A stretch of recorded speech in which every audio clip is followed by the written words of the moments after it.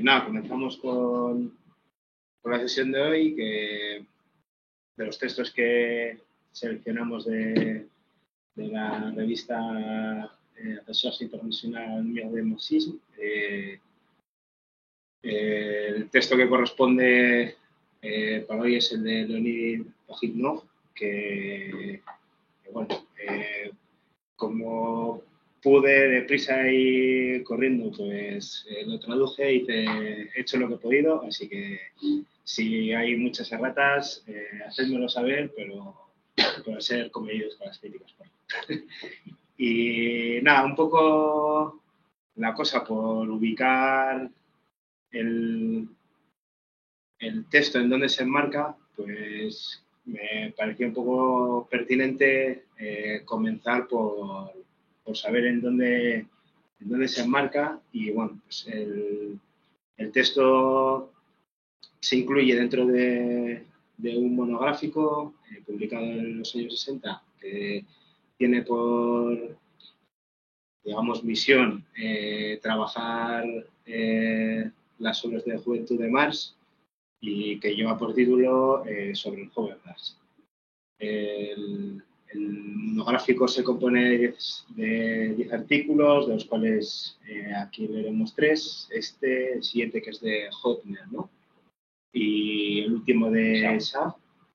Y bueno, para poder, digamos, ubicar el texto, pues quisiera resaltar algunas de las cosas que señala en la introducción del monográfico, que creo que, bueno, más o menos pues indican la pretensión que había con esta publicación, y luego a partir de ahí dar el salto al texto que había para comentar. En la presentación de este número, bueno, pues recalcan la necesidad de repensar la obra Juventud de Marx, dado que en esa época pues hay como una suerte de empresa de rehabilitación por aquellos que se hacen llamar marxólogos, pero que de alguna manera ha sido un poco desatendida por marxistas, ¿no? Esta suerte de marxólogos podría ser lo que en el propio texto se ubica dentro de la interpretación socialdemócrata y burguesa, ¿no? En comparación con otros marxistas que dan cuenta, al menos en esta introducción, como que no ha habido tanta preocupación. No sé si es cierto del todo por cómo continúa el resto de la introducción, pero bueno, por ubicarlo, pues señala primero, dentro de esa lógica de marxólogos, pues como esa suerte de vaciamiento, ¿no? del contenido del socialismo científico por parte de algunos pensadores, ¿no? Y por otro lado, pues como a partir del 47 del siglo pasado, la USA mantiene en los círculos académicos de la filosofía pues una discusión sobre la historia de la filosofía, donde pues el tema central es ver qué separa al marxismo de los filósofos que lo proceden, teniendo como elemento de la discusión la cuestión que entienden insuficientemente explorada por los marxistas-leninistas durante un cierto periodo, ¿no? El monográfico tiene como intención también mostrar cómo a partir de aquel momento, pues en aquellos años hay un aumento de artículos y trabajos que se preocupan por la obra del joven Marx, y bueno, pues un poco la pretensión que hay en ese número es precisamente mostrarlo y evidenciar que empieza a crecer en la preocupación por sus obras de juventud, ¿no? Entre ellas pues destacan las conferencias soviéticas en el Instituto de Marxismo-Leninismo en Moscú, la discusión entre 1954 y 1957 en la revista de los filósofos de la RDA, con el nombre difícil de pronunciar, y por otro lado la discusión entre Ferratana y Coletti en el Contemporáneo, los estudios en Italia de la mano de Togliatti en la revista Società y Revista Histórica del Socialismo, y en Polonia pues con el artículo que se rescata de Adam Schaff, porque todos los artículos que están ahí dentro son artículos ya publicados que se recogen precisamente con la pretensión de mostrar, ¿no? Todo ese, digamos, volumen de trabajo que se está generando en torno a la obra de Hobbes. Entonces, bueno, uno de los debates que señala un poco o que tiene también la pretensión el monográfico es ver si realmente existe como esta división en la obra de Marx, si hay una separación radical entre el joven Marx y el Marx maduro, o si se puede establecer algún tipo de continuidad, ¿no? Un poco la defensa que hay detrás de quienes han propuesto este monográfico, pues es precisamente entender que sí hay una continuidad y que esa continuidad consideran que entre los años 40 y 60 del siglo XIX, pues en la obra de Marx se da toda esta formación de su método materialista, dialéctico y histórico, ¿no? Y que precisamente pues un poco la necesidad de mostrar que existe esa continuidad es un poco en contraposición a estos marxólogos que precisamente como que generan una división un poco radical para poder rescatar de manera un poco maniquea al joven Marx, ¿no?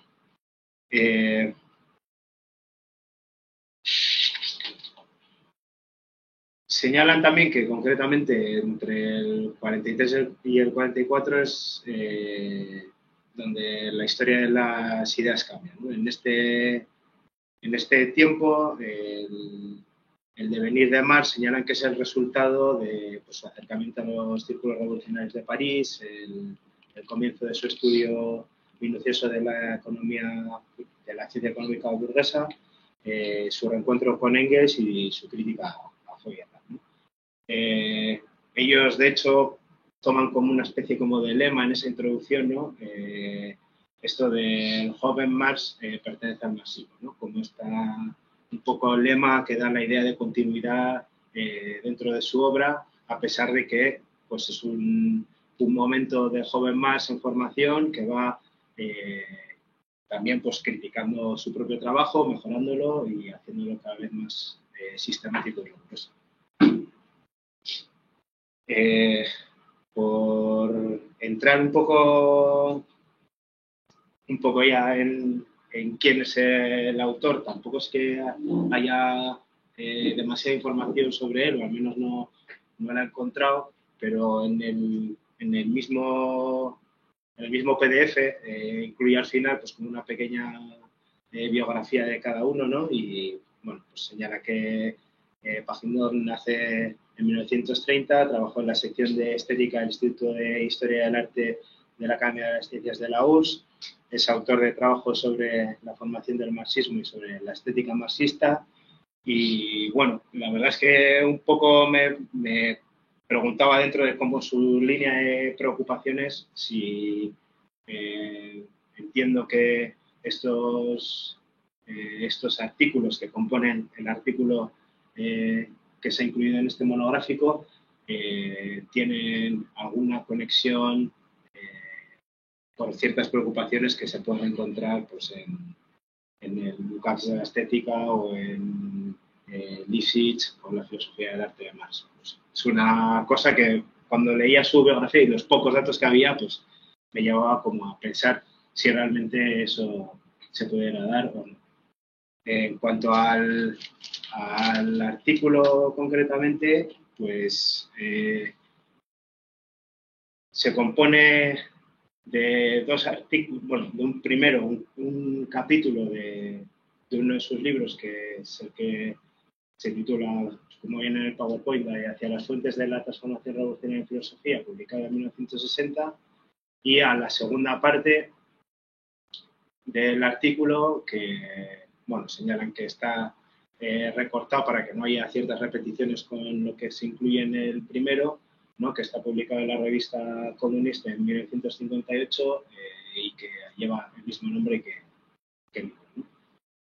En consonancia está a lo que se toma del capítulo y a lo que se toma del artículo, pues se estructura las dos partes que tiene el presente artículo, ¿no? La primera, que hace mención a esta recepción que hay de los manuscritos por parte de los socialdemócratas burgueses y la crítica que él realiza a los mismos, y en la segunda parte, pues el contenido ya propiamente de los manuscritos.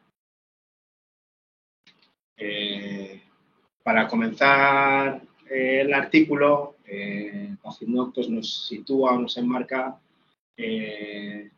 una especie como de cronología de los manuscritos, donde nos señala pues, que su primera aparición es en el 27, en el tomo 3 de los archivos Marx y Engels. En el 29 aparece en el tomo 3 de las obras de Karl Marx y Friedrich Engels, porque se pensaba que era una parte que pertenecía a la preparación de la Sagrada Familia y no se entendía como un texto independiente o que iba a ser publicado de manera independiente. En el 31 aparece una nota en el mensual socialdemócrata de Zúrich, ¿no?, sobre la importancia de los manuscritos. En el 32 se publican dentro del texto Karl Marx el materialismo histórico, pero de manera incompleta, y ya donde el autor nos dice que es verdaderamente donde, digamos, aparece ya con toda su forma al completo, es en el tomo 3 de la edición Adoratsky de las obras de Marx. Para entrar un poco ya en situación, en esta primera parte, pues digamos que nos sitúa en esta recepción que hay de los manuscritos en la socialdemocracia y ¿no? Ya avisa de que esta interpretación de los manuscritos es errónea, ¿no? Y él, pues, digamos, de una manera un poco sistemática, va a ir intentando, pues, ir enumerando a algunos de los autores que reciben esta obra e intentan, pues bueno, decir que rescatan algunos elementos, los ensalzan, pero otras cosas quedan como oscurecidas y por lo tanto en ese oscurecer, ¿no?, pues él sitúa como esta especie de fuerza malintencionada por apropiarse de estos manuscritos de manera un poco maniquea, ¿no?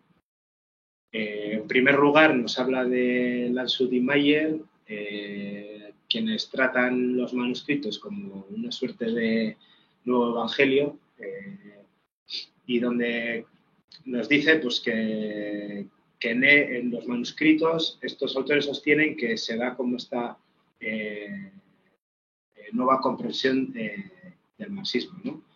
Sitúan esta obra como una obra central en la que para ellos Marx, curioso y primer movimiento malintencionado, pues dice, negaría la socialización de los medios de producción y la supresión de la explotación por la explotación de los propietarios como el fin real de la historia, y propondría la realización armoniosa y el desarrollo de la esencia humana.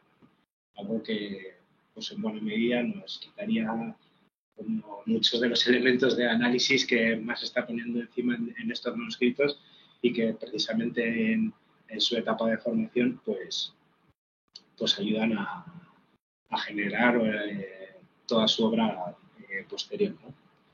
De Mann, en su artículo Marx redescubierto, lo que hace es destacar estos motivos ético-humanistas que él considera que están detrás de las tendencias socialistas de Marx, y lo ubica a Marx como realista y no como materialista, ¿no? Nos dice Pagidnok que en De Man hay una suerte de revisionismo que asume que Marx subordina idea y materia a la realidad universal de la vida, considerando las causas materiales ideales como manifestaciones de un proceso vital y único, ¿no? En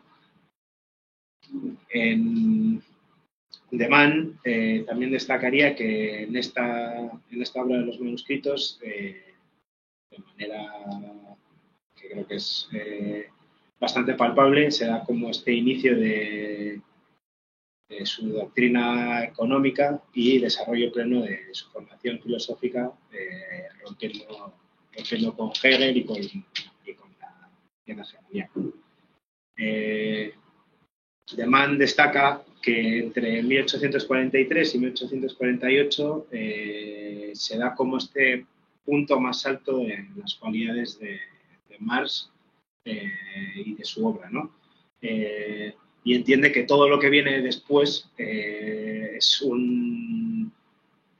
sus cualidades que despliegan esta obra y en este tiempo pues se van frenando pues, por cuestiones de salud, dificultad material y por lo que él señala como desilusión de una revolución que no prospera, ¿no?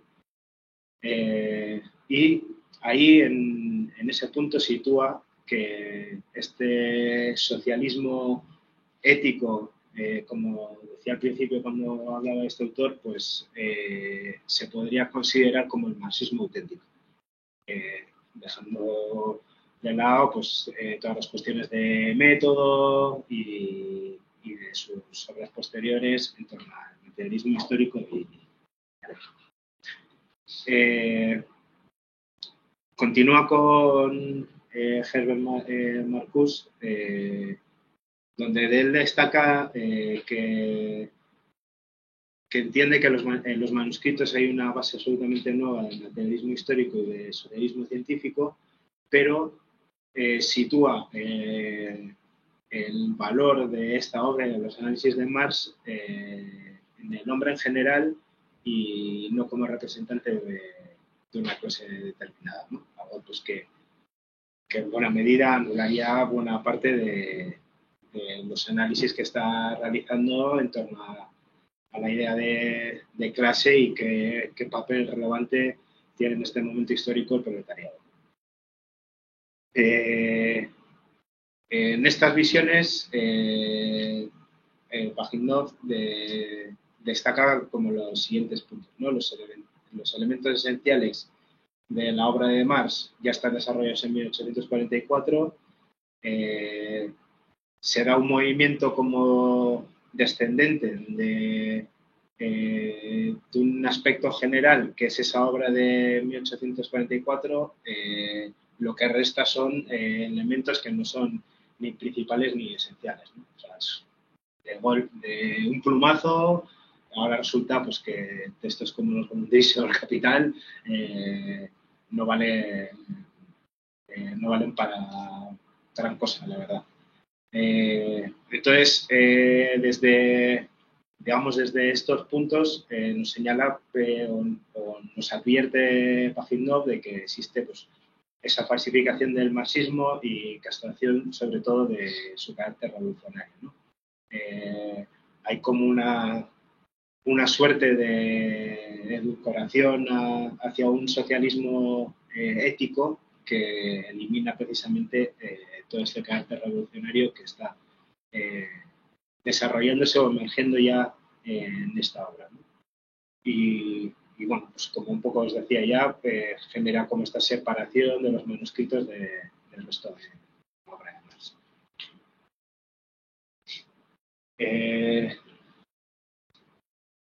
Después nos hablaría de estos autores que él ubica como en esta suerte de antropologismo idealista, donde en primer lugar tenemos a Thiers y siguiendo un poco la misma estela, pues señalaría pues, que ya será en los manuscritos un marxismo completo, donde no haría falta seguir leyendo la obra de Marx porque ahí ya está todo. Luego nos indicaría que la concepción que Thiers sostiene que la concepción del mundo de Marx por su comprensión de la esencia y de la misión se sitúa por su comprensión de la esencia y de la misión del hombre en tanto que tal, y donde lo primordial de su obra se situaría en esta idea de la creación, la meta final del dominio de la naturaleza, la sociedad y la historia, ¿no? Esto nos llevaría precisamente a generar como una visión humanista del marxismo, como una tergiversación humanista del marxismo, ¿no? Y que bueno, en buena medida sobre esto también se puede generar como este paso que se da en el antropologismo de un materialismo a una suerte de base teórica del existencialismo a Marx, ¿no? Que es cuanto menos curiosa. Esta parte existencialista nos diría que lo que hace Marx en los manuscritos es entender que la única esfera real del ser es la vida humana, donde la suma de emociones físicas que constituye la base universal de toda la realidad y donde el desarrollo de la naturaleza son formas originales de las emociones humanas y objetivas, ¿no? Desarrollando así como esta Hola. suerte. ¿Me oyes? Disculpa un segundo que te interrumpa. No estamos viendo las diapositivas pasar. Echadle un vistazo, por favor. Si lo dejo así en pequeño, ¿ahora ves el cambio? Sí, sí. Así sí. Vale. Vale, pues lo hago así en pequeñito y... vale, pues lo que nos indicaría Paginov aquí es que habría como una suerte de resurgir de un idealismo subjetivo contemporáneo pues que desacredita dos cuestiones. Primero, la visión científica del mundo que empieza a emerger en la obra de Marx, en los manuscritos, y la misma cuestión de la razón humana, ¿no? Donde se entiende que la existencia verdadera es inaccesible para el pensamiento teórico y que para poder articular toda esta visión lo hacen gracias a aprovechar que hay como diría Paginov, una falta de maduración todavía en los manuscritos de alguna de su terminología, ¿no? Y pues que ellos aprovechan de manera maniquea, como venía diciendo, que en este caso precisamente se sitúa en dos elementos. Uno es la cuestión del trabajo como modificador de la naturaleza, donde se produce una naturaleza humanizada por el trabajo y por otro lado la sensorialidad, donde la percepción activa del mundo exterior serviría precisamente para ensalzar estos elementos, como os venía diciendo, de las emociones humanas, ¿no? Y donde esta sensorialidad, pues, los sentidos son producto histórico del trabajo, ¿no? Aprovechándose de esas dos cuestiones, pues, van como acercando Marx a sus propios propósitos y desligándolo de lo que él mismo está intentando generar en esos manuscritos y en lo que vendrá los años posteriores. Los siguientes sobre los que va a poner atención Paginov son los neotomistas, donde bueno, pues nos indica que no hay un abismo entre Marx y los discípulos de Santo Tomás.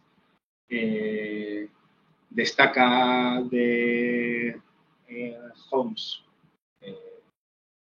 que tanto la filosofía aristotélico-tomista y la dialéctica de Hegel y Marx estiman toda unidad e integridad el hombre crea al pensar y a partir de su pensamiento y del objeto, ¿no?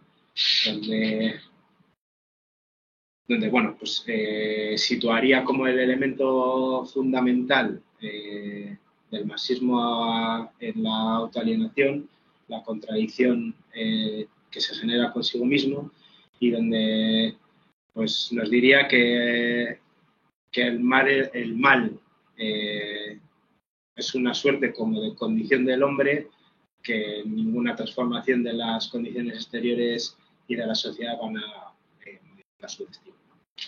Me he saltado a Munier y a Dirks, pero en realidad tampoco es que en el texto diga gran cosa sobre ellos, pero sí que nos permiten entender, sobre todo con Dirks, lo que vendrá después en el texto en relación a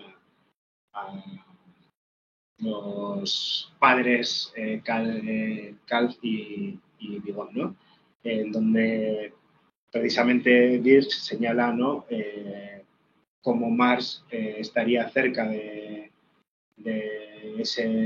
una suerte de cristianismo, donde Marx sitúa la verdad del todo en la sociedad humana, pero el cristianismo en Dios Padre, y que precisamente esta idea de sociedad humana y Dios Padre pues está bastante más cerca de lo que uno podría creer, al menos en la interpretación que hacen de los manuscritos de Dirks.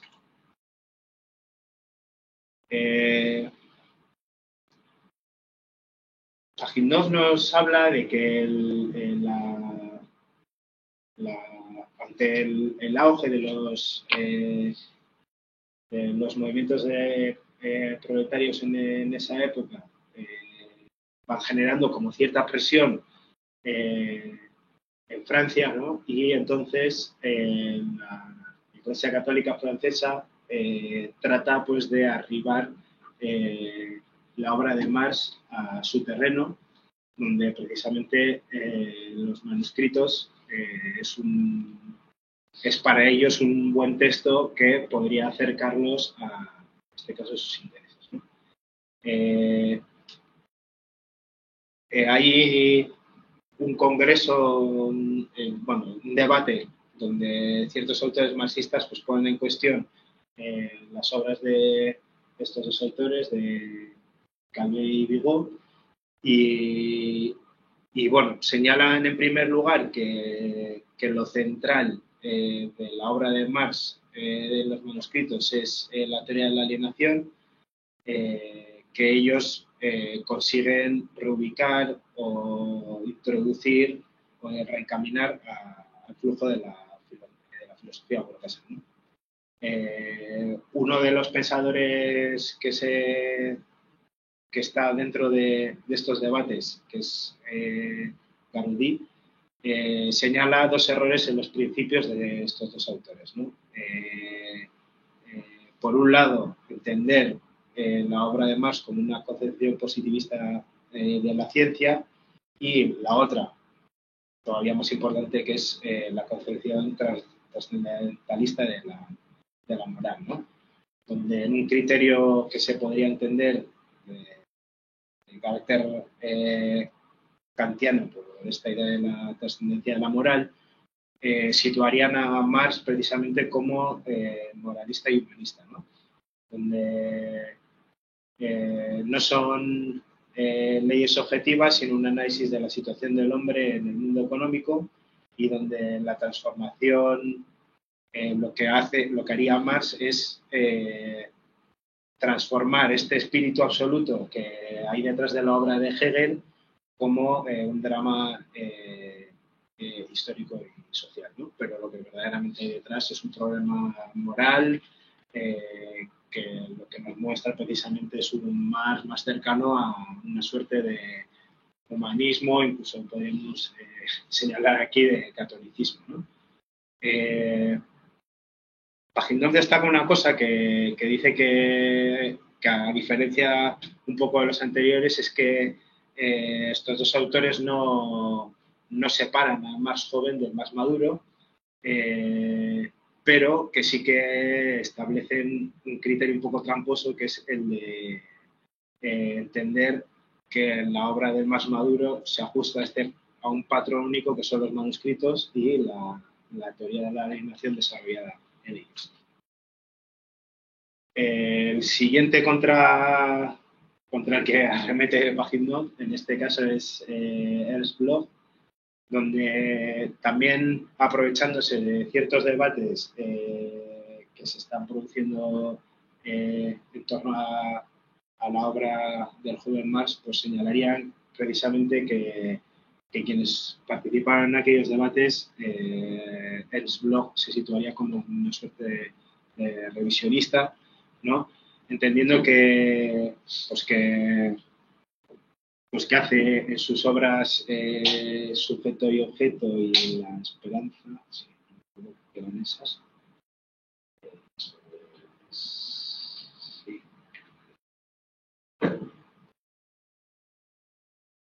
Eso es. Lo que hacen es partir como de una idea bastante abstracta de individuo, donde, pues, digamos, quitaría una cuestión bastante importante en Marx, que sería, pues, situar precisamente al ser, ¿no?, dentro de un conjunto de relaciones sociales de producción y generar, pues, como una suerte de psicologismo abstracto de la obra del joven Marx en los manuscritos, ¿no?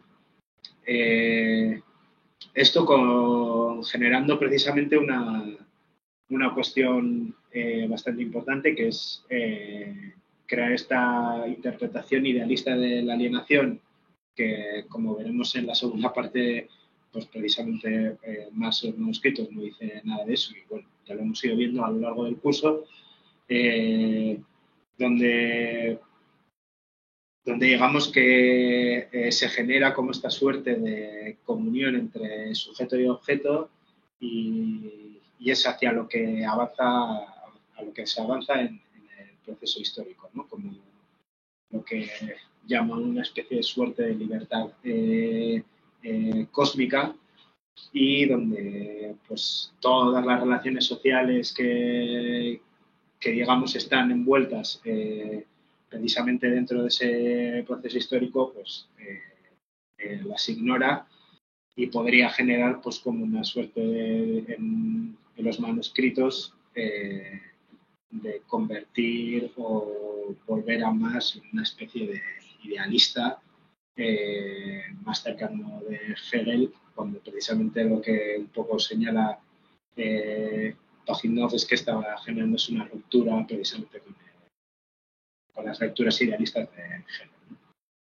Y por último, en esta interpretación de los manuscritos desde la socialdemocracia y la burguesía, pues él nos ubica dentro de la socialdemocracia austríaca, quienes también, pues, generan un movimiento bastante perverso de los manuscritos, que tiene que ver, pues, siguiendo con esta idea de la alienación del hombre, entender el socialismo como una supresión de la autodeterminación del hombre, pero sin decir absolutamente nada de la abolición de la propiedad privada, y olvidando, por supuesto, la explotación y el saqueo. Hasta aquí sería la primera parte del artículo, y en la segunda, como os decía, pues tiene que ver con qué es el contenido propio de los manuscritos, ¿no? Como ya lo hemos leído a lo largo del curso, pues creo que tampoco hace falta ahondar mucho en lo que dice y cómo lo desarrolla. Yo la verdad es que creo que al menos estoy bastante de acuerdo con la interpretación que realizan los manuscritos Pajitnov. Pero bueno, por destacar algunos elementos, nos indicaría precisamente Pajitnov que lo que se da en los manuscritos es que hay todavía, nos advierte de que hay todavía una falta de maduración de las ideas de Marx en los manuscritos, lo que él entiende que todavía está muy marcado por su influencia de la terminología de Feuerbach, pero que hay que entender que esto hace parte de un proceso de formación de Marx que no puede ser comprendido sin ubicarlo en la totalidad de su obra y entendiéndolo en la ubicación propia que tiene dentro del desarrollo de su método y de sus ideas, ¿no? Nos indicaría que dentro de estos manuscritos se da ya este paso de sus momentos más apegados a los jóvenes hegelianos y esta suerte de democratismo revolucionario, y que pasaría precisamente a bueno, pues, unirse a pensar o desarrollar las ideas comunistas y dejando este bagaje teórico idealista y ubicándose más en criterios materialistas, ¿no? Como decía al principio, pues todo ello depende un poco, ¿no? Pues del contexto donde, bueno, pues, en su llegada a París, pues se relaciona con los movimientos socialistas, y entonces, pues digamos que ahí va como armando o formando todas estas ideas que se van encontrando en los manuscritos. Nos dirá Pajitnov también que a partir de 1844 una de las cuestiones relevantes que hay detrás de Marx precisamente es el desarrollo de este carácter científico adoptado por el comunismo proletario, ¿no? Y lo que encontramos dentro de los manuscritos, pues se podría situar en estas tres cuestiones, que es primero, pues comenzar sus estudios de la ciencia económica burguesa, una crítica al socialismo utópico y, en tercer lugar, una crítica a los límites del materialismo de Feuerbach y a la interpretación idealista de la historia. En primer lugar, dentro de sus análisis respecto al estudio de la ciencia económica burguesa, pues nos advierte, según la interpretación que da Pajitnov de los manuscritos, pues que la ciencia económica burguesa produce una interpretación antihistórica de la propiedad privada, donde se entendería, ¿no? Pues que la propiedad privada tiene un carácter fundamental en el hombre desde su origen y pues que no han tenido ninguna preocupación por explicarla, ¿no? Ahí donde se situaría pues el límite de las explicaciones de la economía capitalista por parte de los, digamos, científicos económicos burgueses, ¿no? Por otro lado, estaría lo que llama esta concepción plana y estrecha del trabajo humano, donde el trabajo solo representa como un sustento, pero la economía, la ciencia económica burguesa no muestra la forma concreta bajo la cual el trabajo aparece en las relaciones capitalistas. Se les escapa, nos dirá Pajitnov leyendo a Marx, pues la relación del obrero con el acto del trabajo y con el producto, ¿no? Destacando precisamente en esta línea de argumentación la idea del trabajo alienado, donde, bueno, pues nos situaría ante esta idea de algo que ya hemos ido viendo poco a poco, que es esta oposición del trabajo materializado en relación al productor directo, en este caso el obrero, donde el obrero pues se le presenta el producto de su trabajo como algo hostil, y donde donde el obrero no solo modifica la naturaleza con su trabajo, sino que también crea las relaciones sociales que le privan de toda la riqueza dentro de este marco o contexto de la sociedad capitalista. Nos indica la importancia que tiene en Marx esta relación entre trabajo alienado y propiedad privada capitalista, y nos señalaría cómo precisamente en la base y esta ley histórica objetiva del origen de la propiedad burguesa tiene que ver precisamente con el desarrollo del trabajo alienado. En cuanto a la crítica que realizaría el socialismo utópico, o como Pajitnov dice, otros comunismos, tiene que ver precisamente con la idea de que este socialismo utópico mostró las contradicciones de las relaciones de propiedad y su no correspondencia a la naturaleza humana, pero no supieron indicar los medios para superarlas y no fueron conscientes de su carácter históricamente necesario, ¿no? Donde precisamente pues a lo que nos señalaría con este carácter científico es precisamente a cómo se debe comprender el comunismo como el resultado necesario del desarrollo de las contradicciones de la forma capitalista de producción y lo que sería precisamente esta superación en términos científicos, ¿no? Dado que Marx ve en la propiedad privada no solo la posesión de bienes materiales, sino precisamente la explotación de las fuerzas esenciales del hombre cristalizadas en los productos del trabajo, ¿no? El trabajo alienado, que bueno, Pajitnov dentro del desarrollo del artículo lo ubica aquí, pero perfectamente podría haber sido puesto unas líneas más arriba. Bueno, pues nos indicaría precisamente, adoptando la idea de que todavía hay conceptos que tienen que tener una mayor maduración,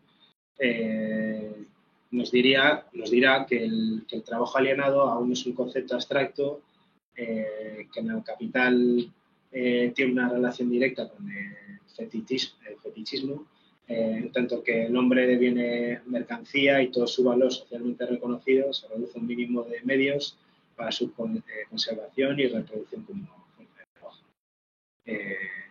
Que bueno, ciertas características precisamente de esta nebulosa que es el no haber desarrollado todavía de un modo tan concreto este concepto, ¿no? Pues las interpretaciones anteriores se aprovechan precisamente de este tipo de partes oscuras que se dan en los manuscritos, ¿no? Y ya como el último punto que hay detrás de esto es la crítica a los límites del materialismo y la interpretación idealista de la historia. Y Pajitnov lo que nos va a decir es que Marx se apoya en Feuerbach para analizar su crítica a la dialéctica hegeliana, pero va a encontrarle, nos dirá Pajitnov, que en la crítica de Marx, los límites de clase y los límites metodológicos de la economía burguesa pues superan, ¿no? Precisamente a este materialismo feuerbachiano. Por otro lado, Marx realizaría un alargamiento de la categoría de alienación,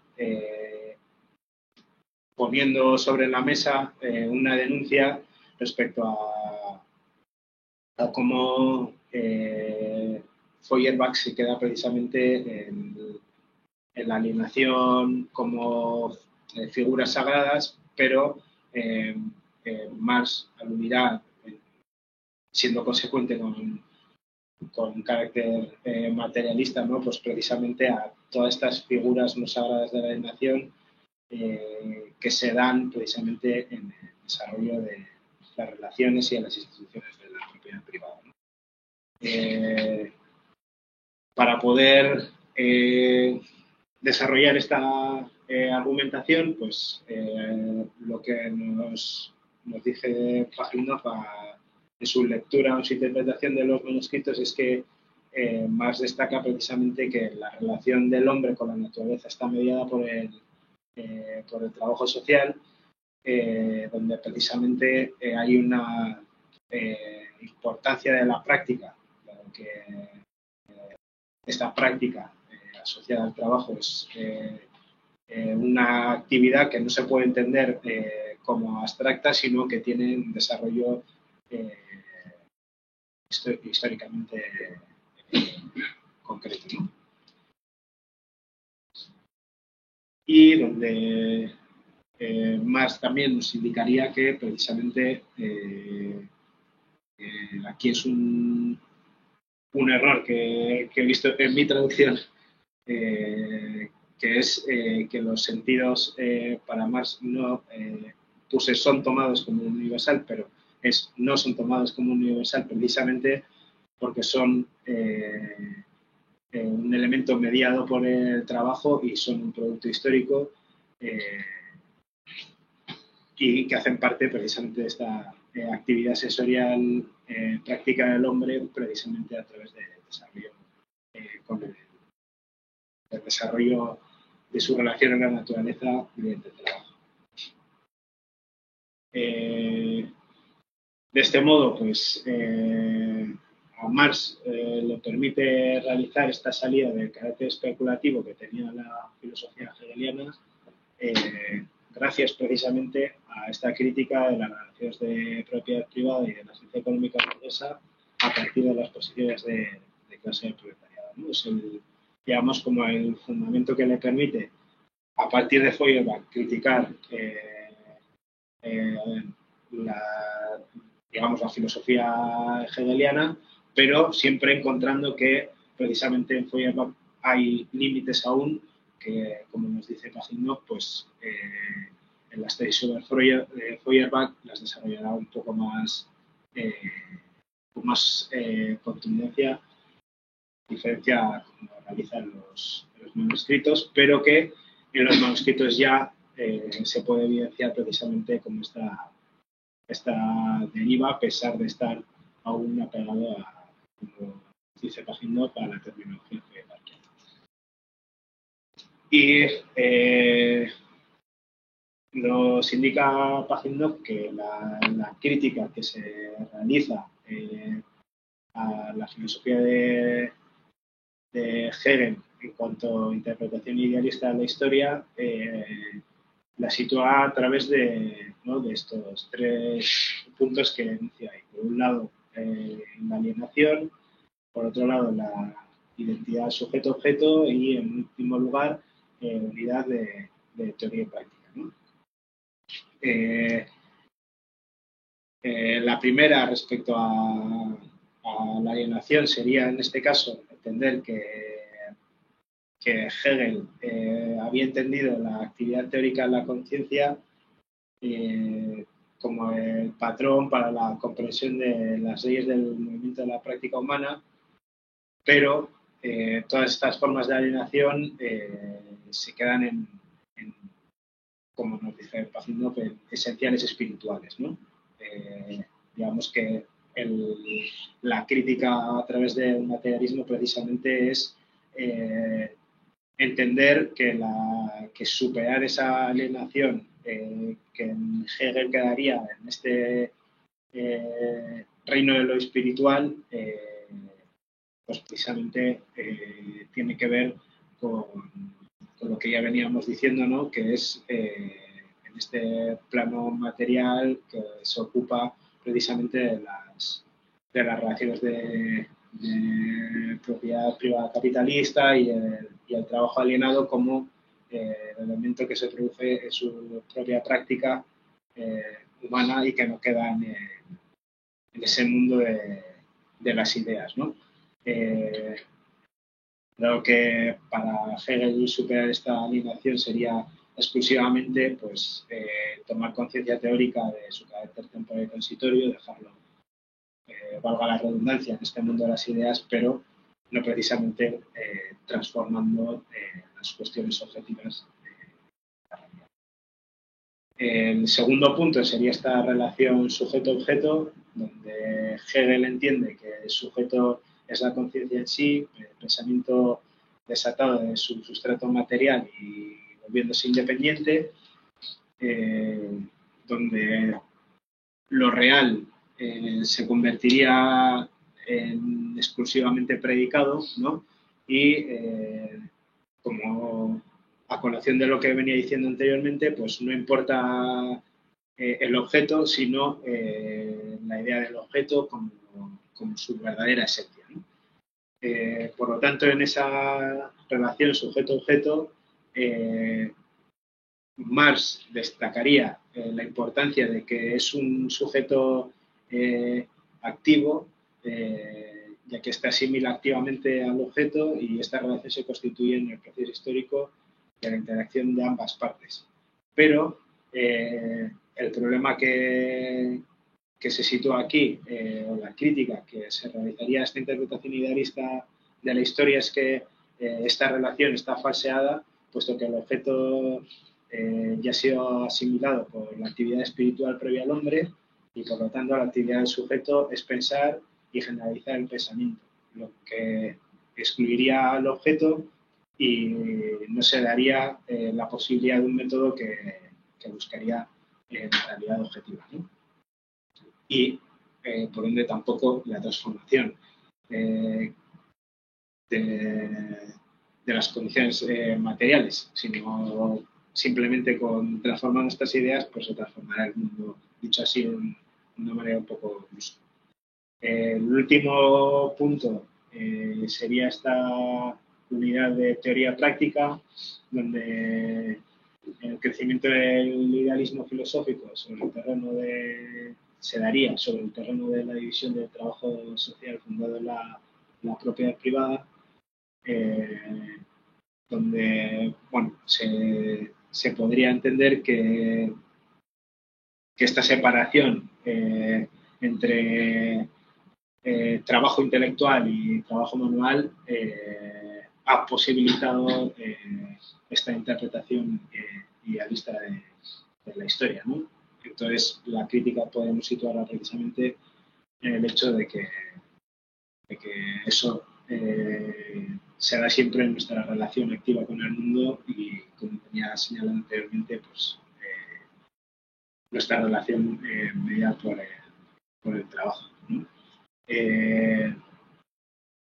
Entonces, nos indica Paginot que aquí se vislumbra en estos manuscritos pues, esta principal oposición entre la concepción del mundo proletario marxista y la concepción del mundo marxista. El texto cierra pues, precisamente destacando que en estos manuscritos pues, lo que se produce es este cruce entre el estudio crítico de la economía política burguesa, la crítica o el acercamiento a ese comunismo utópico y a la filosofía, en este caso alemana, ¿no? Pues destacando como esto las tres fuentes del marxismo que nos indicaría Lenin, ¿no? Dentro de la importancia de la obra de Marx, ¿no? El segundo elemento, destacar que el trabajo alienado se toma por Marx como la base económica del sistema capitalista de producción y algo que sería, digamos, como el elemento a destacar de manera positiva, cómo precisamente la obra de los manuscritos tiene esa vinculación orgánica entre los elementos filosóficos que está desarrollando Marx, ¿no? Y su relación para el estudio de la economía. Hasta aquí lo dejo, que es un artículo largo, pero bueno, no por ello no interesante. Y bueno, pues damos paso a la ronda de intervenciones.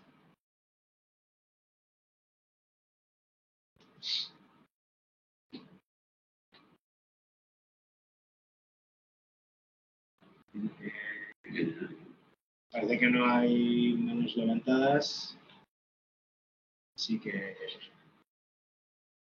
si alguien toma palabra por aquí. Bueno, pues sí.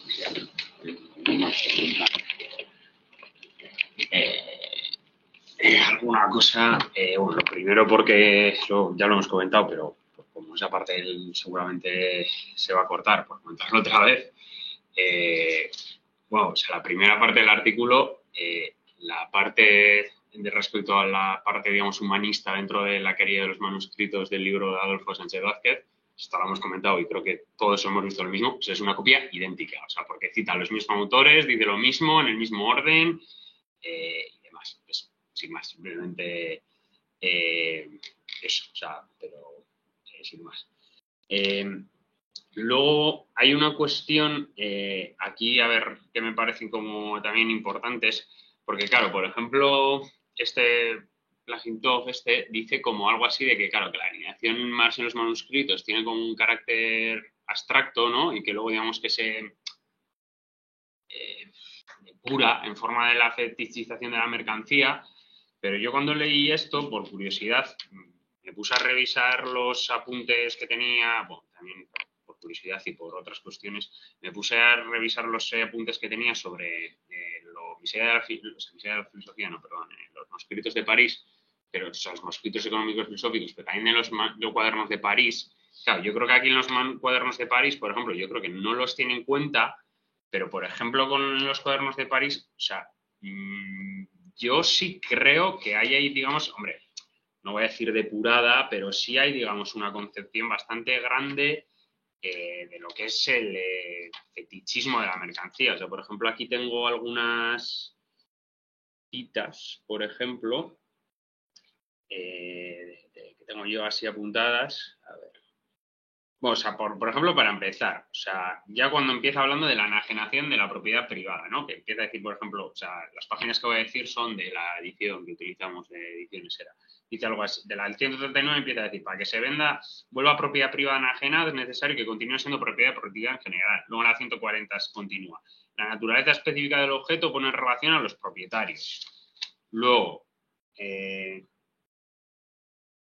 sigue continuando en las siguientes páginas con la cuestión del trabajo lucrativo y demás, pero luego, por ejemplo, aquí en la 154, o sea, vuelvo a decir, bueno, la hacía antes también sobre la 153, etcétera, etcétera, dice algo así como: tu propio objeto es solo la envoltura sensible de lo que esconde mi objeto. Te has vuelto para ti misma medio de tu objeto. Tu deseo ha sido esclavizado por este. Esta esclavitud aparece a los comienzos del desarrollo como relación de dominio de esclavitud, etcétera, etcétera. O sea que yo creo que, bueno, que más o menos, o sea, sí que hay como ciertos como puntadas que también podrían ya apuntar que no es tampoco una alienación en un sentido abstracto, ¿no? O sea, o en el sentido de más feubarchiano o, bueno, más tomista, como mencionan en el artículo, sino que apuntan de algunas maneras ya un poco, yo creo que hacia ahí. Luego, alguna otra cosa más. Bueno, que esto ya lo he dicho más de una vez, pero que vamos, que metodológicamente a mí me parece que, vamos, es bastante bien, pues hay que decirte, porque cita cosas y las cita, y cita a los autores, no habla como de oídas, como por ejemplo se suele hacer muchas veces con los autores soviéticos, lo cual es como bastante curioso, o sea, porque esto nos llamaría un montón la atención, ¿no? Si toda la primera parte se limitara a decir, como hacen los autores occidentales, de, no, bueno, porque se tenía una interpretación burguesa y humanista de los manuscritos, no sé qué tal, y bueno, y ahora cuento mi movida, ¿no? Y me zumbo toda la primera parte. O sea, a mí eso me ha llamado la atención porque es, digamos, el proceder metodológico muchos autores cuando se analiza, digamos, la lectura de los manuscritos del propio Adolfo Sánchez Vázquez, entre otros,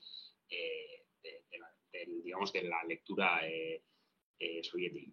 Y luego a mí hay una cosa que también me ha parecido, digamos, importante, igual un poco recuperándolo como pues, algún debate, digamos, que ha habido últimamente. A mí, por ejemplo, a mí me parece que apunta muy bien Rekhintov, digamos, una cosa que a mí me parece que es muy importante en Marx, que es la noción, digamos, o sea, sí, el trabajo aparece en formas específicas, pero también hay una noción de, digamos, de trabajo en general, de trabajo o sea, no de trabajo abstracto, sino de trabajo en abstracto.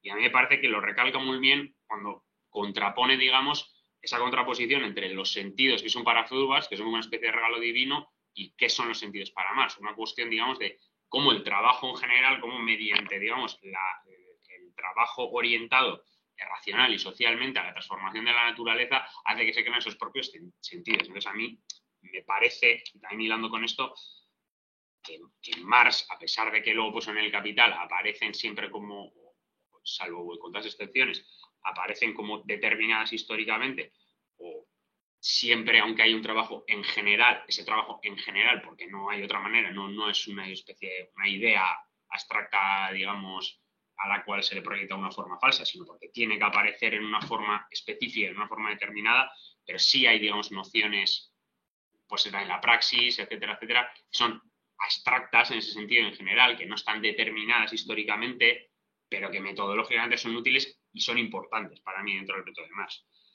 Y luego, ¿qué más iba a decir? Sí, también tenía apuntado que a mí también me parece que hace un apunte que es bastante interesante, que podría parecer un poco evidente, pero luego no es tan evidente porque creo que es que incluso lo hemos hecho nosotros, que es que, claro, que dice que tú lo que no puedes hacer es revisar la obra de juventud desde el prisma de la obra de madurez, pero tampoco puedes hacer al revés, evidentemente, ¿no? Revisar la prisma de madurez desde la obra de juventud.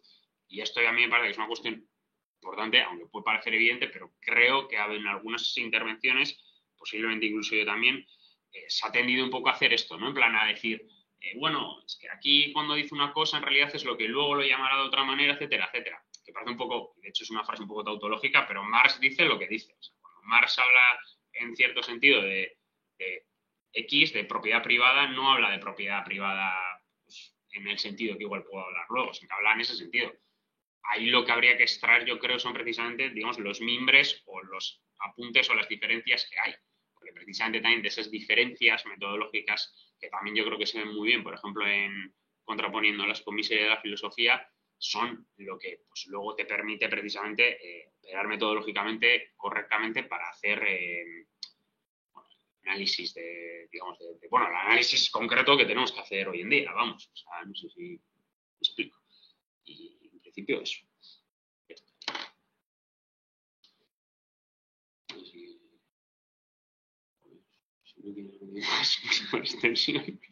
Al que me ha pasado la voz. Sí. Bueno, yo voy a poner cuestiones secundarias porque el texto me parece muy claro, muy útil. Primero, para que no lo sepa, decir que el hijo Alexei Pajitnov, el hijo de Leonid Pajitnov, es el inventor del Tetris. Vive actualmente en Estados Unidos y reniega de su padre y de la Rusia de Putin y de todos ellos. Y se queja de que no cobraba derechos de autor por haber inventado el Tetris, dado que en la Unión Soviética pues, pertenecían al Estado. Bueno. Y sin embargo su padre, reniega de su padre porque su padre insiste en que lo fundamental es tener claro que el origen, la estructura, la base, la fundamentación y el elemento clave sobre el que hay que actuar revolucionariamente es la propiedad privada. Y una demostración de que la propiedad privada, de que el objetivo revolucionario se ha perdido de vista, está en que si uno piensa en las concepciones políticas dominantes hoy en día, pues parece que responden a lo que aquí nos dice Pajitnov, que es Feuerbach o Hegel. Voy a poner dos referencias. Dice en la página 17, para Feuerbach, en la práctica el hombre actúa de un modo utilitario, violenta a la naturaleza y la somete a sus fines egoístas. Es decir, Feuerbach puede ser perfectamente el padre del ecologismo y de la ideología del decrecimiento y de la ideología del fin de la limitación absoluta de los recursos. Pero no Marx. Eso como por referencia a la idea de una interpretación ecologista de Marx, un marxismo ecologista que muchas veces responde a una revisión paralela a la que hacen los socialdemócratas que critican a Pajitnov. O en el caso de Hegel, dice en la página 19, para Hegel la victoria sobre la alienación se adquiere por la toma de conciencia, no por la práctica revolucionaria de luchar contra la fuente de la alienación, que es la propiedad privada. Pues de nuevo estamos en la concepción moderna pero degenerada de lo que es el proyecto de la izquierda, ¿no? Hay que tomar conciencia, hay que formar, todo el discurso mediante la formación, la toma de conciencia y pues nos lleva a una actuación, en fin. Así que el texto es bastante riguroso y también me llama la atención favorablemente la percepción más favorable de la que tienen otros autores soviéticos cuando analizan las relaciones entre Marx y Hegel sobre Hegel, que tiene el propio Pajitnov. Marcelo Musto, en su resumen, en su artículo sobre la recepción de los manuscritos en el mundo mundial, por cierto, también empieza exactamente igual que Pajitnov y exactamente igual que Sánchez Vázquez. Primero empieza con Landshut y Mayer, luego con Henri de Man y luego Marcuse. O sea, aunque hay que decir que Marcelo Musto pues habla del desarrollo en Francia, Merleau-Ponty, Lefebvre y otros que no cita Pajitnov. Pero voy a leer lo que dice de la revista. Dice, en 1961 apareció un número especial de la revista francesa Recherche Internacional de la Lumière Marxiste, titulado Sobre el joven Marx. Este representó la primera publicación traducida en una lengua europea, manda narices, que contenía diversos ensayos sobre los manuscritos redactados por estudiosos soviéticos, como si los estudiosos soviéticos escribieran en un lenguaje africano. Porque yo sepa, el ruso es un lenguaje europeo. Pero bueno. En el volumen, junto a los artículos, y cita todos los que hay, fueron rusos, Lapin, el mismo de Pajitnov, Oibo, fueron también incluidos los trabajos de Adam Schatz, de Wolfgang Hahn, del alemán Höppner y del secretario del Partido Comunista Togliatti. Dice, si bien caracterizados por el enfoque ideológico de entonces, estas contribuciones constituyeron el primer intento del, entre comillas, lado comunista de medirse con las problemáticas relacionadas al joven Marx y disputar el monopolio interpretativo a los, comillas, marxistas occidentales. Algunos ensayos también ofrecieron interesantes ocasiones para reflexionar acerca de una posible lectura no sistemática del texto marxiano. Y cita, y la única cita que hace es precisamente el artículo de Pajitnov, donde el párrafo donde dice que las ideas fundamentales de Marx están todavía en proceso de elaboración. Y continúa. Sin embargo, el marco teórico de base sostenido por la gran mayoría de los autores incluidos en la antología fue un tanto problemática. Vamos a ver por qué. Al contrario de las interpretaciones de ese momento de moda en Francia, las cuales buscaban, bueno, habla de los católicos, de Lefebvre, de todos estos, las cuales buscaban repensar los conceptos del capital a través de las categorías de los trabajos juveniles, los estudiosos soviéticos cometieron el error opuesto. Investigaron los escritos juveniles a partir de los desarrollos posteriores de la teoría de Marx. Cosa que nos acabamos de decir que es un error que hay que evitar y que evidentemente en lo que hemos leído del texto pues se evita. Es decir, Yo no sé qué lectura ha hecho Marcelo Musto, que se supone que es un especialista en estas cuestiones de esta bibliografía, y en concreto del artículo de Pajinov que cita, que es el único que cita. Pero si lo ha leído, aparte de la cita que cita, pues no sé cómo llega a decir que el conjunto de los textos hacen una lectura de el joven Marx desde la perspectiva de el Marx maduro. Porque no hay nada de eso. Aquí yo lo que veo es que Pajinov lo que nos dice, bueno, que hay una evolución y que en esa evolución los conceptos finales pues están en un proceso de formación y que es un momento clave, 1844, los manuscritos, porque es cuando se produce, digamos, la ruptura en el sentido de que aparece por primera vez el pensamiento estrictamente marxista. Marx se desembaraza fundamentalmente, aunque no completamente, de sus progenitores intelectuales, Feuerbach y Hegel. Es más, lo interesante me parece de Pajinov que insiste que la influencia más relevante, y porque su profundidad es mayor, es la de Hegel y no la de Feuerbach, como dicen otros. La de Hegel. El realismo de Hegel que más convierte en materialismo.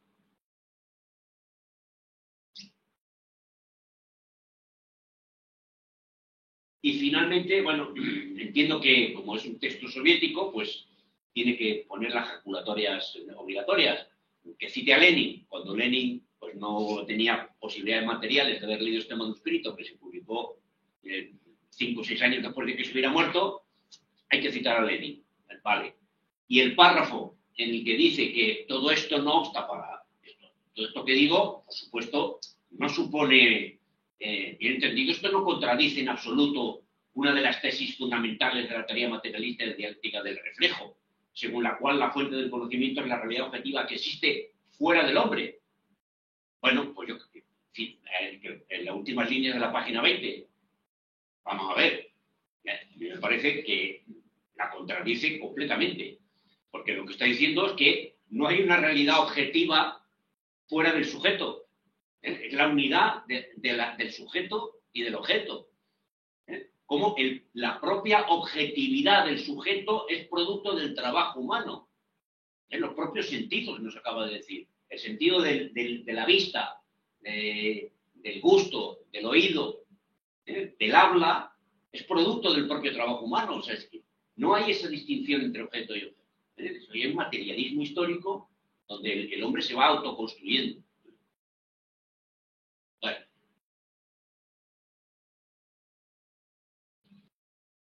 Ahí lo dejo.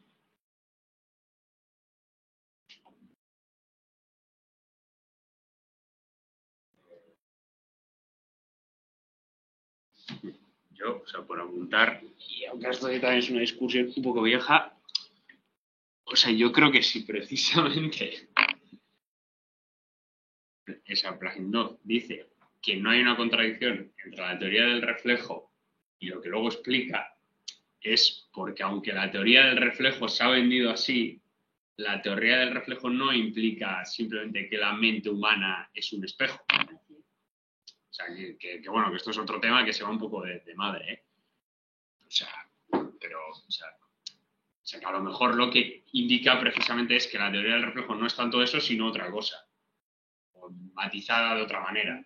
Porque, por ejemplo, o sea, la teoría del reflejo, o sea, habría que ver qué autores entran, por ejemplo, en otras categorías, pero, por ejemplo, Ilienkov mismamente, o sea, se supone que se sale, pero no, entonces, digo Ilienkov porque creo que sé que más cerca me queda. Los otros ya no sé, en plan Vygotsky y esto, o sea, quiero un poco, o sea, sin más, eso. Ilienkov no era precisamente de la ortodoxia filosófica y del canon dominante en la Unión Soviética, era más bien un verso libre, ¿no?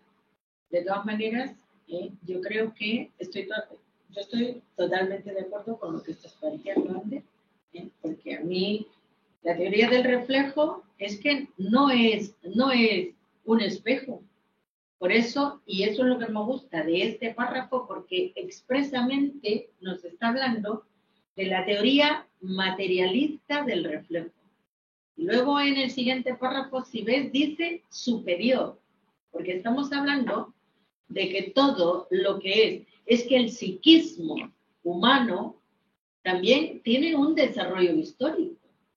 Y el desarrollo del psiquismo no es un montón de reflejos que le han llegado al sujeto como una televisión y las ha ido absorbiendo. Si vemos el desarrollo ontogenético del humano, que es el desarrollo, digamos, acelerado filogenético, es decir, desde que nace el niño, cuando el niño nace no tiene nada. Tiene una base biológica y unos 100.000 millones de neuronas que están allí en el cerebro y ¿qué es lo que pasa? Que ese niño va a empezar a relacionarse con todo el mundo exterior y a partir de esa relación que establece se va a configurar su psiquismo. ¿Y qué es su psiquismo? ¿Es un espejo de la realidad? No, porque el niño se va transformando. En la medida en que se relaciona con los objetos, el niño modifica el objeto, se apropia de él, pero no en forma circular, que es otro de los conceptos que me gusta que habla aquí, cuando está hablando del conocimiento circular de Hegel, que por eso es que se queda idealista, porque gira el conocimiento alrededor del mismo sujeto. Sin embargo, el niño, volviendo al ejemplo del niño, cuando se relaciona con el objeto, lo coge, lo asimila, lo palpa a través de los sentidos, por eso aquí está hablando de los sentidos a nivel del desarrollo científico en la transformación del hombre, ¿no? Entonces, y cuando coge se apropia del objeto y lo devuelve a la realidad, lo devuelve transformado. ¿Cómo lo transforma un niño? Pues imaginemos un juguete. ¿Qué hace el niño cuando coge un juguete? Lo destroza porque lo parte en piezas porque necesita apropiarse del objeto, conocerlo a través de los sentidos y lo echa. ¿Qué es lo que regresa a la realidad? Allí vemos un proceso complicado porque a él le ha llegado una imagen. Si nos quedamos solo como un espejo reflejo, entonces nos quedamos cortos, porque no es así. Al niño le llega una imagen, esa imagen la transforma y cuando devuelve el juguete en trozos, ha transformado la realidad y él ha aprendido. Y cuando vuelve a coger un juguete similar, pues no va a tener el mismo comportamiento. Y allí es donde se va transformando. Entonces, la teoría del reflejo no es como un espejo, sino que es el proceso histórico filogenético que forma el psiquismo del ser humano. Y eso se refleja, eso se desarrolla a nivel ontogenético. Entonces, claro, lo que pasa es que los neoconductistas han hecho un esquema de la teoría del reflejo en el cual plantea un estímulo, llega al sujeto y el sujeto da una respuesta y se queda allí. ¿Me explico? O sea, una cuestión muy mecanicista, acientífica desde el punto de vista histórico. Yo creo que no, que el planteamiento que está haciendo esto de la teoría superior del reflejo la podemos analizar con lo que es el círculo hegeliano, porque en el materialismo dialéctico no hablaríamos de un círculo, sino de una espiral.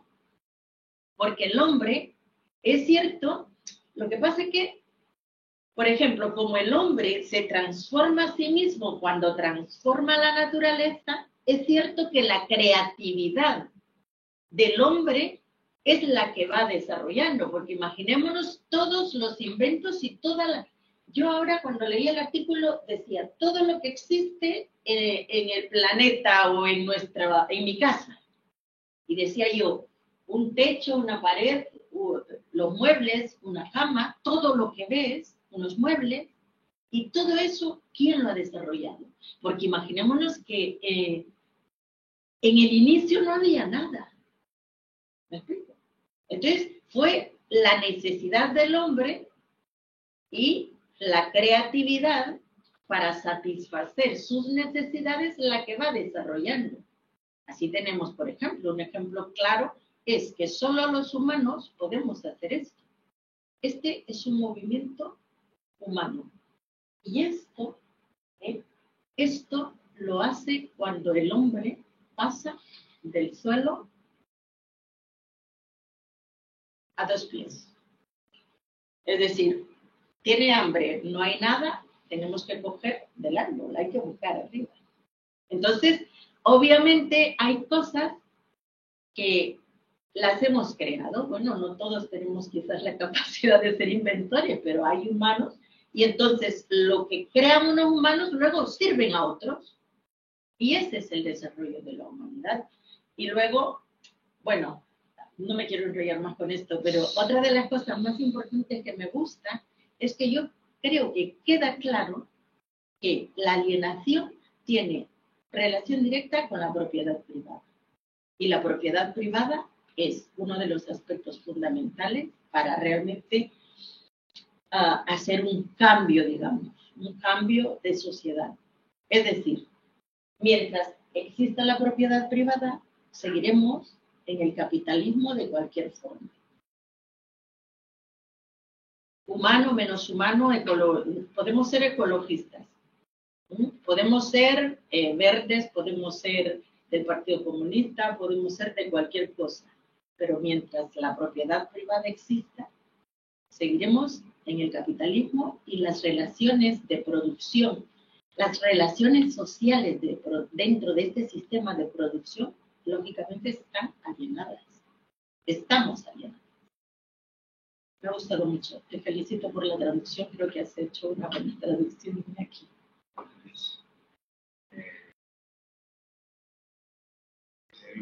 Igual me puedo... ¿Te pides tú? Sí, no es solo una... Sí, Habla. No, ni por pereza. Sí que hay una cuestión que me parece importante, que hubiera estado muy bien que verdaderamente aparecía en los manuscritos, que es, bueno, en un momento al principio del texto, cuando nos ubica un poco en cómo aparece y demás, ¿no? Pues que la presentación no lo he dicho, pero bueno, que habla de que la publicación iba a ser no para la Sagrada Familia, sino que iba a ser una publicación concreta y que supuestamente iba a haber una lectura más intensa sobre la fenomenología del espíritu de Hegel, ¿no? En relación un poco con esto de la teoría del reflejo, me parece interesante, ¿no? Cómo rescatar algo que señalaba Joaquín de cómo paginaba acerca a Hegel, a Marx, a Hegel, en cuanto a que si hubiera habido una mayor lectura sobre la fenomenología, quizá hubiéramos visto más su crítica, por ejemplo, a toda la parte sobre la relación de la certeza sensible, de la percepción, donde de algún modo sí que aparece, pero que creo que lo importante que hace precisamente Marx es bajarlo a un terreno práctico y a un terreno material, porque bueno, la certeza sensible, pues, bueno, pues los objetos están ahí, se nos aparecen, pero es precisamente en la actividad de sentirlos, de percibirlos y de entenderlos cuando nosotros precisamente desarrollamos nuestra actividad sensorial y a la vez transformamos ese mundo que la verdad me hubiera gustado porque probablemente igual hubiera despejado muchas de las dudas, al menos que yo tengo respecto al vínculo que tienen más con Hegel en este sentido. Y ahora sí, Pello, cuando quieras.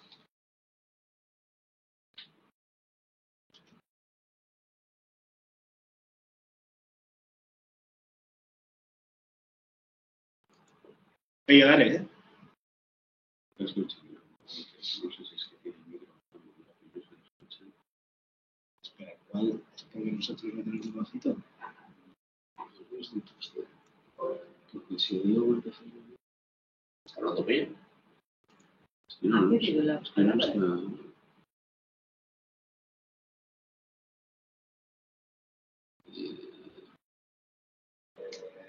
No se te oye, Pello. Bello. Pero no tengo Y nada. Camilo Jovet no está en el WhatsApp. Sí, y el drive. Sí, sí. Sí, dice que no tiene el texto en PDF. Pues si no, ahora lo solucionamos.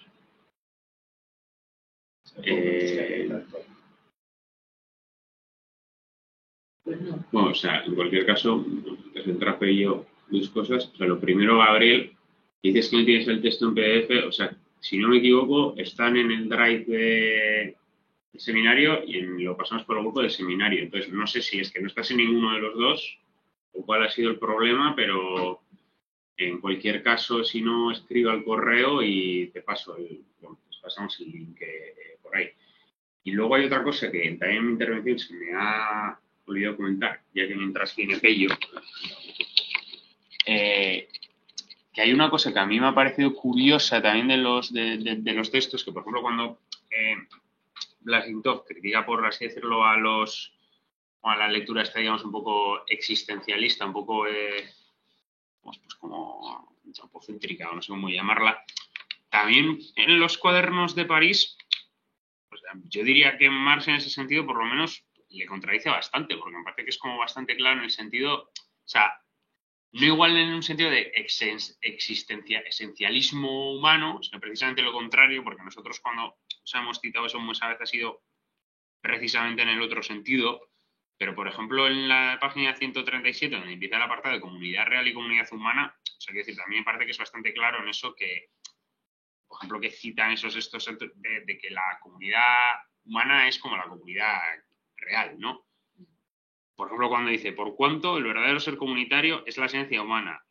Al poner en acción su esencia, produce la comunidad humana. No es virtud de la reflexión esa comunidad humana, sino es producto de manera inmediata de realización de la excitación humana. La realización de esta comunidad no depende de la voluntad del hombre, pero mientras éste no se reconozca y organice el mundo de manera humana, creo que pone aquí, no entiendo mi letra, creo que sí, esta comunidad aparecerá como bajo una forma enajenada. Esta comunidad son los hombres, no es una abstracción. Es decir, que yo creo que ahí, por ejemplo, en los cuadernos también tiene una concepción de lo que es lo humano y lo social un poco en ese sentido, que no sé si es el mismo el sentido existencialista, sino igual a lo mejor precisamente lo contrario, pero o sea, que sí que tiene un poco ese toque, por así decirlo. No sé si me estoy explicando bien. No. Pero eso que están leyendo, que han leído, no tiene que ver nada con el existencialismo. Porque, si no me equivoco, cuando hablamos de eso, estaba hablando de que el hombre es social, es el producto del desarrollo comunitario, pero como grupo, la humanidad social, no como individuo. Entonces, el existencialismo se centra en el individuo, es él y su conciencia, que sería como quedarme yo y mi psiquismo, mi reflejo de la realidad, y yo me lo como y yo me lo guiso. ¿Me explico?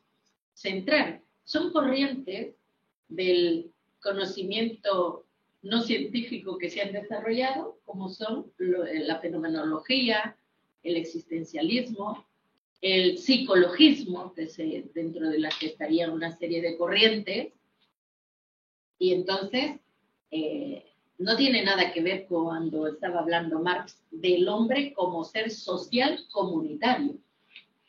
Cuando hablamos de la humanidad, hablamos de y por eso cuando habla de la alienación, fíjate que está hablando de las relaciones sociales también, que se establecen dentro del sistema de producción capitalista.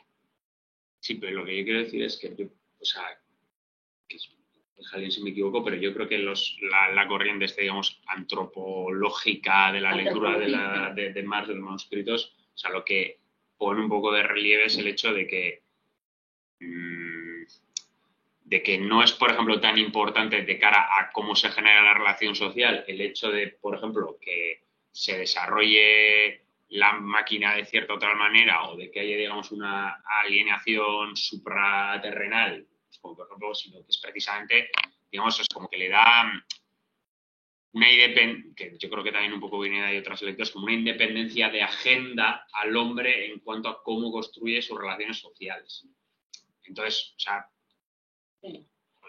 por eso digo que yo creo que ahí puede haber trazas, por ejemplo, en los cuadernos, en el sentido de que, o sea, que dice en el sentido de que no hay una digamos, una línea conductora, pues, por ejemplo, teleológica, como puede haber en el caso de Proudhon, como pues la libertad y demás, sino que es el propio hombre el que crea sus relaciones sociales y el propio hombre, en medida que crea esas relaciones sociales, son las que pone, digamos, esas relaciones, no algo externo a él, no algo externo, no sé si me explico, un poco en ese sentido. Es que esa es la dialéctica, precisamente. ¿Me explico? La libertad, digamos, vamos a un concepto, no tomándolo teleológicamente, sino, imagínate, para que el hombre sea libre dentro del sistema capitalista, ¿qué es lo que tiene que hacer? Pues suprimir la propiedad privada. Desde mi punto de vista es lo que yo entiendo. ¿Me explico? Si no suprimes la propiedad privada, no puede ser libre porque nosotros vendemos nuestra fuerza de trabajo. Estamos enajenados. Nosotros mismos, cuando habla del fetichismo de la mercancía, es que nosotros mismos nos hemos convertido en mercancía. ¿Me explico? Entonces, lo que pasa es que allí está la dialéctica.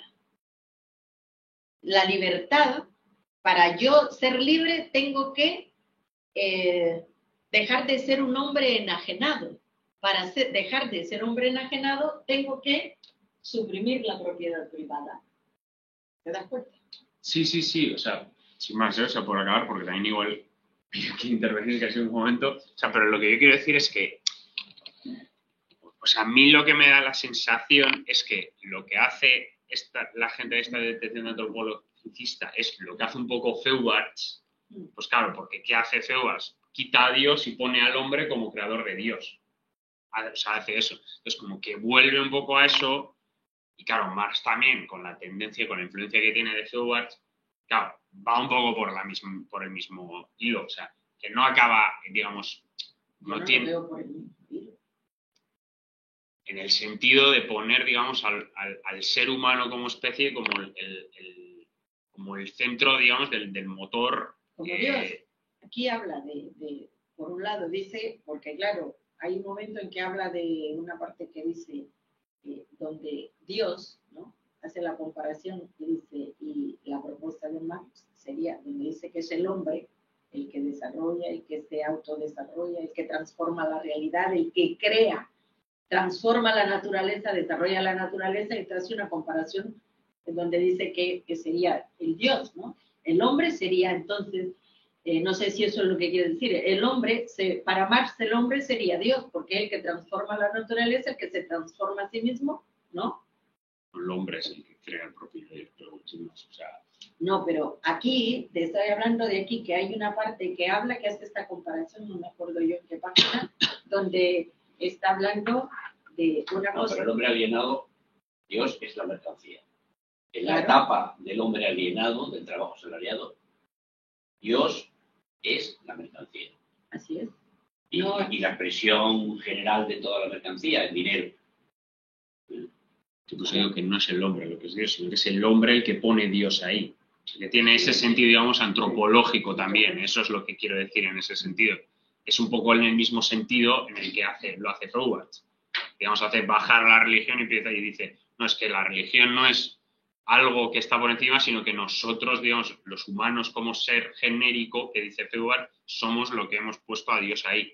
O sea, que tiene un poco esa continuidad. Pero, sí. O sea, creo que ahí precisamente lo importante se sitúa en el hecho de, pues un poco redundante con esto, precisamente con la idea de práctica. O sea, yo creo que el problema que hay con Feuerbach es que en el momento en el que dice que lo que tiene Dios como características pertenece a ese ser genérico que es el ser humano, no hay una relación histórica. Por lo tanto, esas sensaciones que antes pertenecían a Dios, pero que ahora pertenecen al ser humano, son históricas. O sea, que es el problema, yo creo que tiene el existencialismo, porque como tenemos emociones y tal, pues eso es parte de nuestra condición, pero yo creo que lo que más nos está indicando es precisamente que todas esas emociones, si no están desarrolladas dentro de una actividad práctica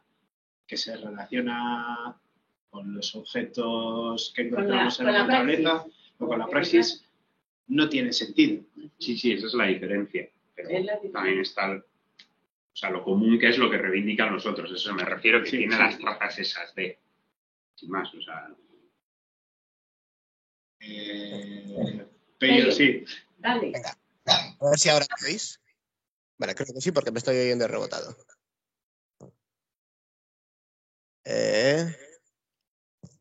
Vale.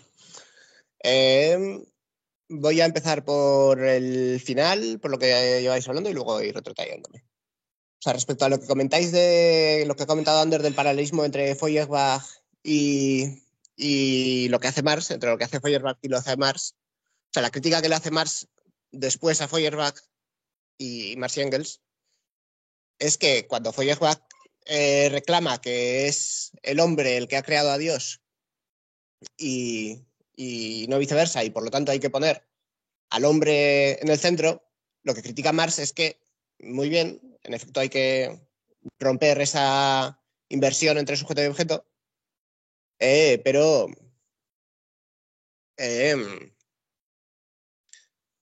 al que pone Feuerbach en el centro en ese momento no es al hombre real, al hombre concreto existente, sino que es al hombre abstracto, a un hombre abstracto, que encima tiene muchas de las características de Dios y que tiene como... que traslada los elementos que le ponemos a Dios a ese hombre abstracto inexistente que pasaría a tener las características que tiene Dios, no habiendo disuelto así a Dios, sino que habiéndolo asumido a la figura del hombre y habiendo asumido la alienación de la religión en la autoalineación misma del hombre, que pasaría ahora a vivir según no según sus propias realidades, sino según la realidad abstracta de aquello que ha creado y que ahora tiene que destruir, pero que se tiene que apropiar a sí mismo o algo así. No sé si me explico bien, pero que es eso, que no pone al hombre real existente, sino que pone a un hombre abstracto que tiene las cualidades de Dios encima.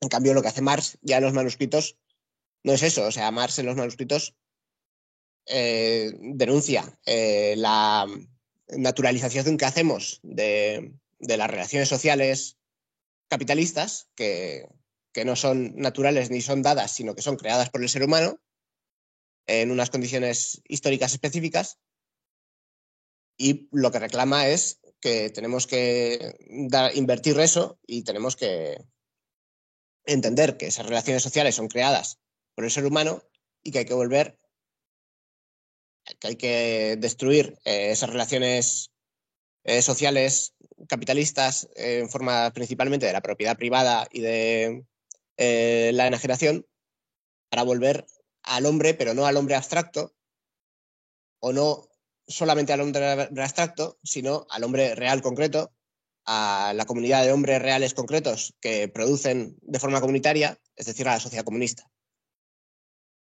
Que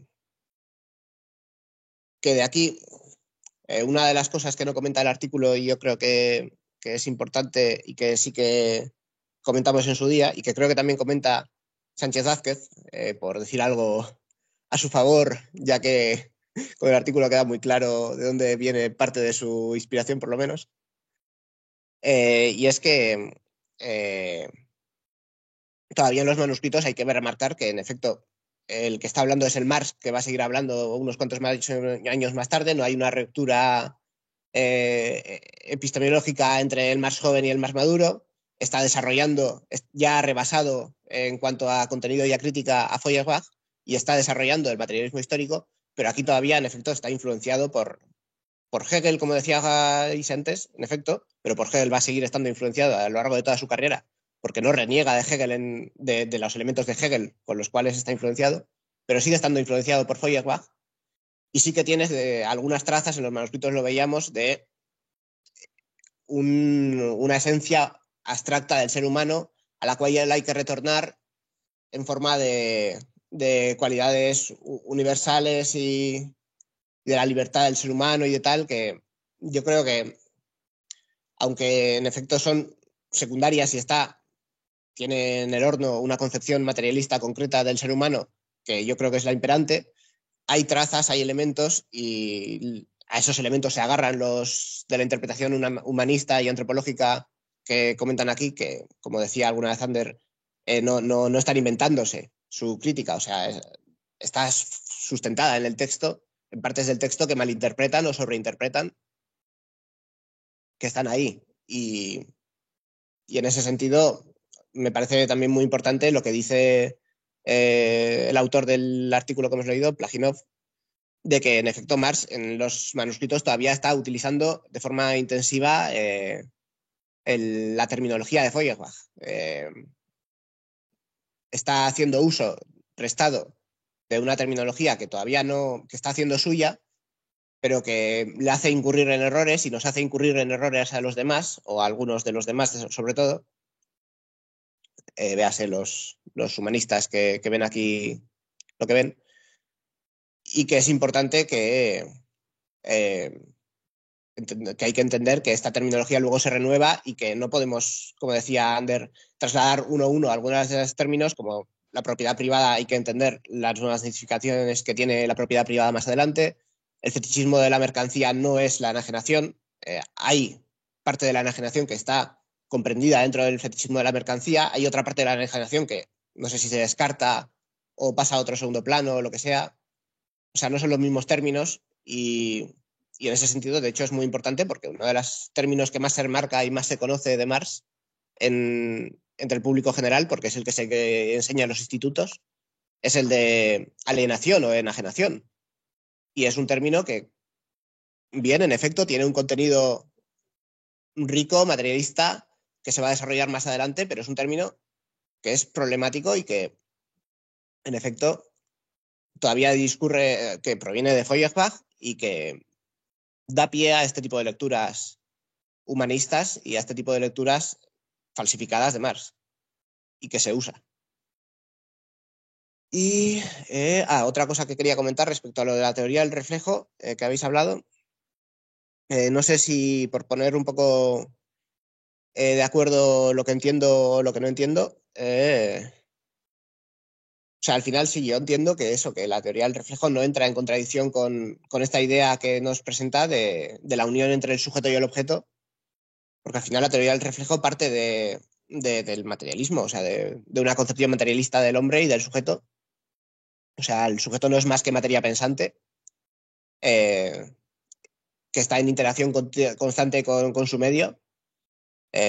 Como decía Ana Silva, el sujeto no para de transformar el medio, la realidad material, y la realidad material a su vez transforma al sujeto. O sea, cuando el sujeto interactúa con la realidad material es transformada y el sujeto es transformado mediante esa interacción, porque él mismo es parte de esa realidad material. Y al final lo que viene a decir la teoría del reflejo es que, concretamente, eso, que... O sea, hay evidentemente una ruptura, o bueno, un distanciamiento entre lo que es la realidad material objetiva existente y lo que es nuestra conciencia, porque es innegable que aunque nuestra conciencia exista como materia pensante, como reacciones químicas en nuestro cerebro, pues la conciencia existe como algo relativamente separado de la realidad material, porque se relaciona con ella mediante nuestro cuerpo y nuestros sentidos. Pero lo que viene a decir la teoría del reflejo es que precisamente eso, que el reflejo que hacen nuestros sentidos de la realidad material en nuestra conciencia también es la realidad material misma. O sea, que no hay una ruptura entre lo que percibimos y lo que es en realidad, sino que es un reflejo de lo que es en realidad, y que en efecto eso nos permite ser parte de la realidad material e interactuar con la realidad material entendiéndola tal y como es y tal. Que el reflejo se da ahí, pero no supone una ruptura entre sujeto y objeto, sino que supone, o sea, se entiende esa unión entre sujeto y objeto en esto. la teoría del reflejo. Y no sé muy bien a qué se refiere Joaquín cuando dice que entra en contradicción lo que dice en este texto con esa teoría del reflejo que, bueno, yo la he leído a través de Rosenthal, que creo que sí que es un representante ortodoxo. A lo mejor no lo he entendido del todo bien, a lo mejor evidentemente está mezclado con otras cosas, mi memoria, pero bueno, me decís. H. Lo has entendido muy bien. Aplausos para Pedro. Yo, una cosa, si se me permite, o sea, yo cuando me refería a lo de la cita del antropologismo, me refiero un poco a lo que dice en la página 8, O sea, decía cuando dice, mientras que analiza la concepción de la negación de Marx, Calvet interviene en el espíritu de la interpretación existencialista, además, a partir de las posiciones del antropologismo idealista y pone constantemente en primer plano una idea de humanización de la naturaleza por el hombre, de la contemplación del hombre por el mismo mundo, por el mismo mundo creado por él, etcétera, etcétera. Estoy ignorando las indicaciones directas de más de los manuscritos, según las cuales la humanización de la naturaleza se efectúa no en la conciencia, no en la esfera física, sino en la industria, en la práctica, que sí que es lo que habéis indicado vosotros, lo habéis indicado bien, pero me refiero que están también esas trazas en los cuadernos un poco que pueden, como ha dicho Pello, que no se inventan cosas, sino que pueden dar lugar, en mi opinión, a equívocos. A eso, pero que me refería específicamente como ese apartado de cuando dice de que mi Página 8, ¿qué párrafo? el último párrafo. O sea, saber que tampoco cita ninguna página exactamente. Entonces, creo que tiene sentido. Sí que no. Bueno, perfecto. Muy bien. Que sí. Vale. Braulio, dale la palabra a Braulio. Que se Braulio. apure porque ya vamos a terminar. Dale, Enrique, sí. Nos saca. Braulio es Santa María. Hola. Hola. Una reflexión que no puedo evitar cuando se estudia, se lee un autor ruso que no soviético. Tengo esa primer pelea. Es muy dado a definir todo lo que viene de la exurso, de la URSS, como soviético. Y lo soviético, en mi opinión, se vino acabando con la muerte de Lenin. Los soviets mismos. Pero en fin, a lo mejor es secundario y no les importa. Lo que me preocupa es que cuando veo un autor como comparto sus observaciones, su estudio, es correcto, me parece, porque lo que nos está tratando de resolver es qué onda si el Marx anquilosado que la burguesía quiere pensar. No entiende ese Marx que está en constante búsqueda y cambio, ¿no? Se olvidan que Marx se metía a la biblioteca a sacar, a resolver toda una serie de problemas que se le están planteando. Efectivamente, los manuscritos son un momento dado de su investigación y es fundamental. Lo que me brinca es qué tanto el autor, yo no sé si viva, y me confundió Joaquín, ¿es el mismo de Tetris? Si vive o no, él hace la referencia Es su padre. Es el padre de. Sí. Correcto. Bien, él y muchos autores rusos refieren al concepto marxismo-leninismo. Él lo hace por ahí no recuerdo qué página. Y tiene que ver con la polémica con el Diamat estalinista y con la concepción que se tenía y tienen algunos estalinos del viejo cuño hoy en lo que sobrevive de los partidos comunistas como el método correcto, el marxismo, leninismo entrecomillado. En fin, del cual discrepo, eso sí. Bien, una parte del texto que no me preocupa, sino me parece que es concluyente y es muy útil, es echar abajo la especulación absurda. Para mí es una especulación absurda. Seguir considerando que Marx o discutir en el siglo XXI si Marx es humanista o no es humanista, lo hace Sánchez Vázquez, lo hace una secretaria de Trotsky, en fin. Y yo digo, Marx era humanista. ¿Cuál es el problema? O sea, ¿qué efecto puede tener que no lo fuera? ¿Dónde está la discusión? Marx era humanista. Y bueno, hay que ver a partir de ahí qué rol juega el hombre. Ahora, Marx era feuerbachiano, feuerbachiano. No hay una ruptura o hay una ruptura y Marx la establece claramente para acabar con eso que el autor llama del antropologismo o el antropologismo filosófico o el antropologismo humanista, entre comillas. Marx en la tesis sexta de Feuerbach, él es muy claro en la posición que tiene con Feuerbach. Y Feuerbach es muy importante, ¿eh? He estado intentando leerlo, me parece que es fundamental e importante en este proceso histórico de estudio que al que el autor nos lleva, que me parece que es una cuestión histórica, fundamental, genealógica para entender el marxismo. ¿Por qué?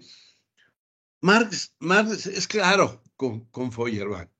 Él dice que Feuerbach, diluye la esencia religiosa en la esencia humana, pero la esencia humana no es algo abstracto inherente a él, al individuo, es en su realidad el conjunto de las relaciones sociales. Ahí no es para mí, no es que Marx esté peleándose con Feuerbach, al contrario, está diciendo hasta donde llegó Feuerbach, sus límites y hasta dónde había que avanzar. Porque Feuerbach es antropologista, comillas, porque todo gira alrededor del hombre único, universal, supremo, convirtiéndolo en un antropologismo abstracto.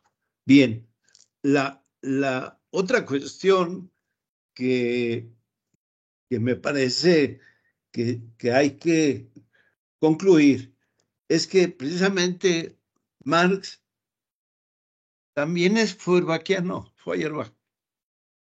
Y entonces me surge la duda o el planteamiento en términos de decir, bueno, que sí, que no, porque Marx concluye la importancia de Marx cuando hacen referencia a ustedes a la propiedad privada. Yo digo, sí, pero el Marx fundamental está en la concepción materialista de la historia.